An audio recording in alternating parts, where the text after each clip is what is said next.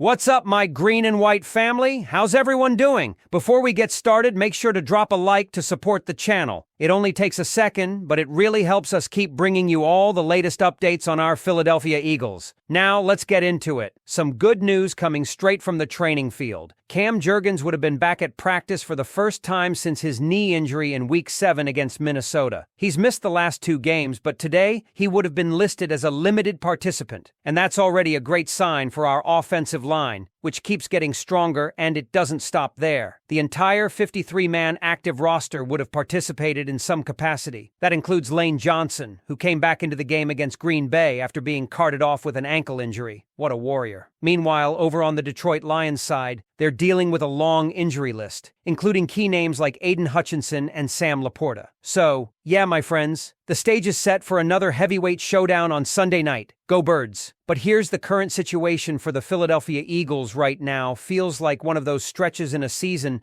that really define what a team is made of. A moment where talent meets pressure, and the locker room either tightens up or locks in. The latest developments have given fans plenty to talk about, and not all of it's been pretty. Let's start with the bombshell that hit the fan base when Jay Glazer reported that cornerback Jair Alexander has stepped away from football. Citing a need to get right physically and mentally before deciding on his future, the Eagles placed him on the reserve retired list, effectively ending what had been a short-lived tenure in Philadelphia. Now, this was a calculated gamble by Howie Roseman, one the front office took, hoping that reuniting Alexander with Christian Parker, who coached him during his all-pro run in Green Bay, could help him rediscover form after an uneven stretch with the Ravens. But sometimes, the body just doesn't respond, and what was supposed to be a depth boost in the secondary never got off the ground. Alexander passed his physical when the trade was finalized, which means the deal with Baltimore stands. The only scenario where Philly could regain its lost 6th-round pick is a mutual agreement between the two teams this offseason, possibly swapping picks as a goodwill gesture since Alexander never played a down in midnight green. It's a tough break, no question, but it underscores how fragile the balance between roster depth and player health can be in the NFL. And right on the heels of that story came yet another swirl of noise surrounding A.J. Brown. At this point, even the most patient fans are feeling it. During a Twitch stream with Janky Rondo, A.J. threw gasoline on an already simmering situation by joking, or not joking depending on how you heard it, that things around him were a show. Then came the line that made headlines: "If you have me on your fantasy team, get rid of me." Now, on the surface, it might sound like a lighthearted comment, but this is Philadelphia, where every syllable from a star player is dissected under a microscope. You can sense the frustration even from Coach Nick Sirianni, who told reporters he's close to being done, answering questions about Brown's mood. This tension isn't new. Since arriving in Philly, Brown has been an undeniable game changer, arguably the best wide receiver in franchise history, but also a magnet for side stories. He's passionate, emotional, and sometimes combustible. But he's also a leader with a C on his chest. And when your team is 7-2, the narrative can shift fast from hunger for touches to questions about unity. What's clear is that Brown's emotions run deep, and while fans may grow tired of the noise, they also know he's wired the same way that makes him great on Sundays. Still, every time he fires up a live stream or drops a cryptic comment, it puts the team in the crosshairs of a conversation that feels like it never ends. Meanwhile, on the field, there's a storm brewing at Lincoln Financial Field as the Eagles prepare for a Sunday night showdown against the Detroit Lions, a game that feels like a statement opportunity. Both teams are sitting among the NFC's elite, and if you think back to this time last year, it really did look like these two squads were on a collision course for the NFC Championship. The Lions, led by Dan Campbell's fiery coaching style, have transformed into one of the league's most complete units. They can pound the ball behind an elite offensive line or strike through the air with a Monterey St. Brown and Jared Goff's pinpoint accuracy. But they're not without vulnerabilities, especially in the secondary, where injuries have left cracks that an angry A.J. Brown could easily exploit if the play calling finally lets him loose. The Eagles, for their part, are carrying the scars of a brutal Monday night battle in Green Bay. Lane Johnson's ankle injury added another concern, even though the Iron Man right tackle fought his way back onto the field to close the game. His presence in this next matchup could be the difference between containing Aiden Hutchinson or watching the Detroit pass rush tee off on Jalen Hurts. Statistically, when Johnson plays, Philadelphia wins. It's as simple as that. Without him, they're a different team, and everyone in the city knows it. And then there's Jalen Phillips, the new guy who wasted no time making his presence felt.